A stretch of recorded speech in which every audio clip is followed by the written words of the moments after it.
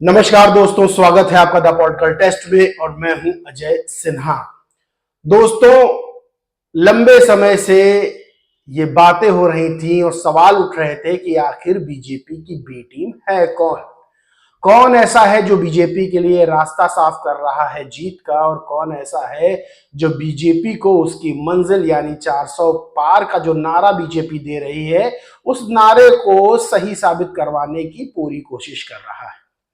आरोप लगते थे बीएसपी सुप्रीमो मायावती पे, लेकिन सच क्या है वो सबको पता चल गया कि किस तरह से अपनी पारिवारिक सीट अमेठी राहुल गांधी ने छोड़ दी है। और अमेठी सीट छोड़कर राहुल गांधी रायबरेली सीट पर चुनाव लड़ेंगे। कई दिनों से ये बात सामने आ रही थी कि आखिर राहुल गांधी अमेठी से चुनाव लड़ेंगे कि नहीं लड़ेंगे। उनके समर्थक कह रहे थे लड़ेंगे, विरोधी कह रहे थे कि राहुल गांधी डर कर भाग गए हैं स्मृति ईरानी से, क्योंकि 2019 में वो चुनाव हारे थे और स्मृति ईरानी ने चैलेंज किया था राहुल गांधी को कि दम हो तो आके अमेठी से चुनाव लड़े। लेकिन पूरे भारत में कांग्रेस की जीत का दारोमदार अपने कंधे पर लेकर घूमने वाले, भारत जोड़ो न्याय यात्रा निकालने वाले राहुल गांधी के आगे कौन सी ऐसी स्थिति आई कि राहुल गांधी अमेठी से कन्नी काट गए। यहां तक कि उनके समर्थक, अच्छा खासा वोट बैंक है कांग्रेस का राहुल गांधी का अमेठी में, और समर्थक मांग कर रहे थे कि राहुल गांधी चुनाव लड़े। लेकिन फिर भी राहुल गांधी अमेठी से चुनाव ना लड़के रायबरेली से चुनाव लड़ने का फैसला ले लेते हैं, जहां पर सोनिया गांधी सांसद थी और सोनिया गांधी ने रिटायरमेंट एक तरह से ले लिया, यानी वो सक्रिय राजनीति से अपने आप को अब कथित तौर पर दूर कर रही हैं। उन्होंने चुनाव लड़ने से इनकार कर दिया। सोनिया गांधी की तो बात समझ में आती है कि उम्र हो रही है, उनकी एज इफेक्ट है, लेकिन राहुल गांधी तो अमेठी से चुनाव लड़ सकते थे। लेकिन राहुल गांधी ने रायबरेली से चुनाव लड़ने का फैसला लिया और प्रियंका गांधी ने तो चुनाव ना लड़ने का फैसला लिया।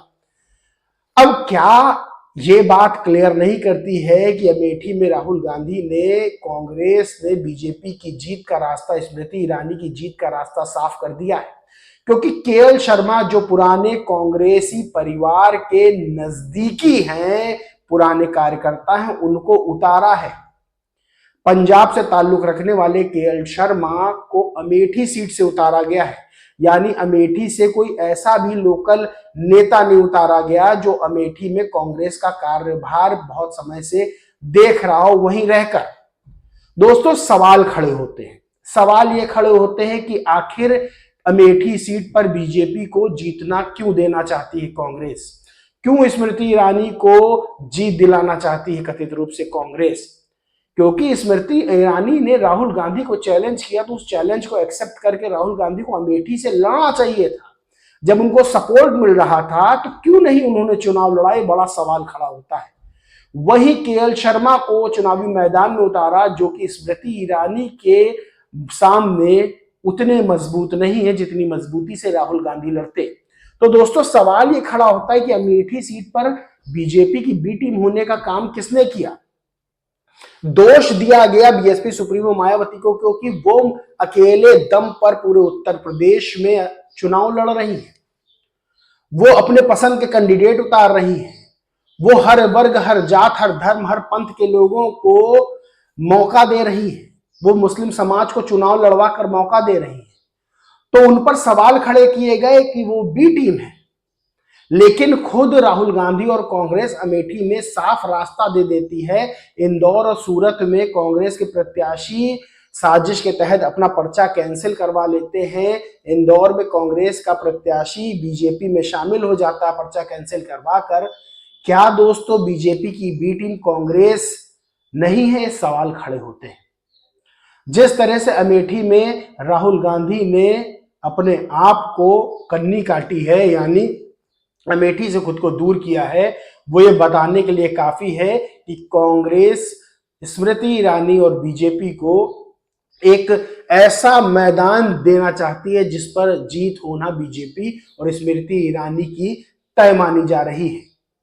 लेकिन दोस्तों, बीएसपी की बात कर ले तो बीएसपी सुप्रीमो मायावती भले ही लंबे समय से सत्ता से दूर हो, भले ही उनका ग्राफ कितना गिर गया हो, लेकिन उनकी हिम्मत की दाद देनी पड़ेगी कि वो अपने दम पर प्रत्याशी उतार रही हैं, अपने दम पर चुनाव प्रचार कर रही हैं और उनके प्रत्याशी दब नहीं रहे हैं किसी से। भले ही वो मीडिया में उनको कमजोर दिखाया जाए, भले ही बीएसपी प्रत्याशियों की मीडिया में चर्चा ना हो, लेकिन चुनाव में जो लड़ता है जीतता वही है। और मीडिया में दिखाने से कोई प्रत्याशी नहीं जीतता है, किसी के चेहरे से, स्टार चेहरे से कोई प्रत्याशी नहीं जीतता है, बल्कि प्रत्याशी जीतता है आपके वोटों से। आपके एक एक वोट की ताकत वो होती है जो सत्ता को पलट कर रख सकती है। और बीएसपी सुप्रीमो मायावती जिस तरह से प्रत्याशी उतार रही है दमदारी से, और दमदारी से प्रत्याशी लड़ भी रहे हैं, यानी आपने देखा कि किस तरह से कांग्रेस प्रत्याशी ने साजिश के तहत अपना पर्चा कैंसिल कराया इंदौर सीट पर और बीजेपी में जाके मिल गया, लेकिन बीएसपी प्रत्याशी ने हार नहीं मानी। उसने कहा चुनाव में लड़ूंगा। कितना भी प्रलोभन बीजेपी ने दिया, लेकिन बीएसपी प्रत्याशी ने साफ कहा कि चुनाव तो लड़ के रहूंगा। वही हाल अब अमेठी में होने वाला है, वही हाल रायबरेली में होने वाला है, जहां बीएसपी के प्रत्याशी भले ही मीडिया में कमजोर दिखाए जाएं, लेकिन वो डट कर मुकाबला कर रहे हैं। वो बीजेपी से नहीं डर रहे हैं। जिस तरह से राहुल गांधी कथित तौर पर अमेठी छोड़कर रायबरेली से चुनाव लड़ने को तैयार हुए हैं, यानी आज आखिरी है नामांकन का दिन और आज वो नामांकन दाखिल करेंगे। यानी क्या स्थिति ऊहापोह की है। अपने आप को दूसरे नंबर की सबसे बड़ी पार्टी कहने वाली, इस देश की सबसे पुरानी पार्टी जिसने कई सालों तक इस देश में शासन सत्ता को संभाला, वो उसका जो मेन प्रत्याशी यानी उनके जो युवराज हैं, वो अमेठी से चुनाव नहीं लड़ते हैं और आखिरी दिन नामांकन रायबरेली सीट पर करते हैं। उनकी बहन प्रियंका गांधी, जो सेकंड नंबर का चेहरा है कांग्रेस में राहुल गांधी के बाद, वो चुनाव लड़ने से इनकार कर देती है। क्या इस तरह से बीजेपी को हराया जा सकता है? क्या इस तरह से प्रधानमंत्री नरेंद्र मोदी के विजय रथ को रोका जा सकता है? क्या इस तरह से 400 पार वाले आंकड़े को पूरा होने से रोका जा सकता है?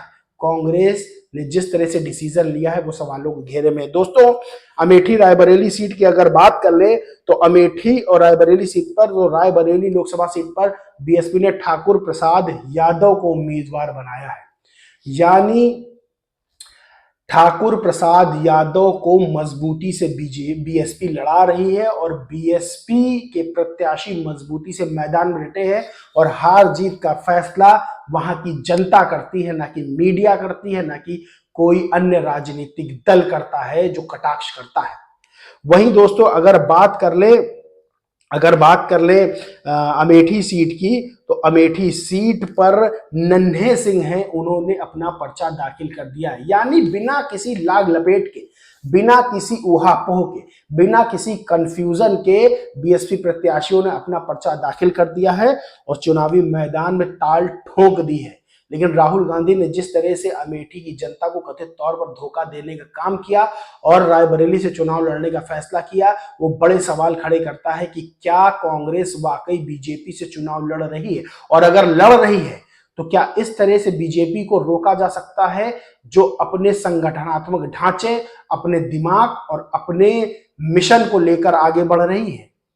वहीं बीएसपी, जिसको कम आंका जा रहा है, जिनके प्रत्याशियों को उतनी जगह मीडिया में नहीं दी जा रही जितनी देनी चाहिए, वो प्रत्याशी मजबूती के साथ चुनाव लड़ रहे हैं और बीएसपी सुप्रीमो मायावती बता रही है कि वो अकेले ही सारे राजनीतिक दलों पर भारी हैं। यानी उनका एक एक डिसीजन आने वाले समय में उत्तर प्रदेश के चुनावी परिणामों को बदलने के लिए काफी है। और ये बात सब जानते हैं। जिस तरह से कल मैनपुरी की जनसभा में भीड़ उमड़ी, यानी समाजवादी पार्टी का जो गढ़ कहा जाता है, स्वर्गीय मुलायम सिंह यादव के जाने के बाद जो डिंपल यादव वहां से चुनाव लड़ रही हैं, उस मैनपुरी सीट पर जब बीएसपी सुप्रीमो मायावती ने रैली की, तो वो रैली नहीं रैला था और वहां समर्थकों का बड़ा जन सैलाब उमड़ा।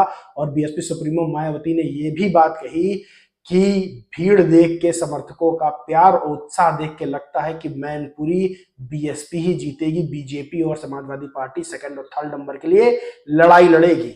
दोस्तों, ये साफ हो गया है कि बीजेपी को अगर कोई रोक सकता है तो वो बीएसपी सुप्रीमो मायावती हैं, क्योंकि जिस तरह से कांग्रेस और जिस तरह से राहुल गांधी अमेठी से कथित तौर पर उन्होंने भागने का काम किया है और रायबरेली से चुनाव लड़ने का और आखिरी दिन नामांकन करने का, यानी जबरदस्ती लग रहा है नामांकन करवाया जा रहा है। ये काम जो उन्होंने किया है, जो चीजें सामने आई हैं, वो अपने आप में सवाल खड़े करती हैं कि कांग्रेस बीजेपी को रोक नहीं सकती है, बल्कि अगर बीजेपी के लिए कोई सरदर्द है, अगर बीजेपी के लिए कोई टेंशन बढ़ा सकता है, अगर बीजेपी के रथ को, चुनावी रथ को कोई रोक सकता है, अगर प्रधानमंत्री नरेंद्र मोदी के विजय रथ को कोई रोक सकता है, अगर प्रधानमंत्री नरेंद्र मोदी के 400 पार वाले आंकड़े को कोई धराशाही कर सकता है, तो वो सिर्फ बीएसपी सुप्रीमो मायावती हैं। क्योंकि युद्ध में, चाहे वो चुनावी युद्ध हो चाहे युद्ध हो, जीतता वही है जो मजबूती से डट कर लड़ता है। कमजोर और मजबूत का फैसला दोस्तों चुनाव परिणाम के बाद ही पता चलता है। दोस्तों, इस पूरे मामले पर आपका क्या मानना है, क्या कहना है, कमेंट करके जरूर बताएं। वीडियो अच्छा लगा हो तो लाइक करें, खूब शेयर करें, और चैनल को सब्सक्राइब नहीं किया है तो सब्सक्राइब करके बेल आइकन जरूर दबा लें। जय हिंद, जय भारत।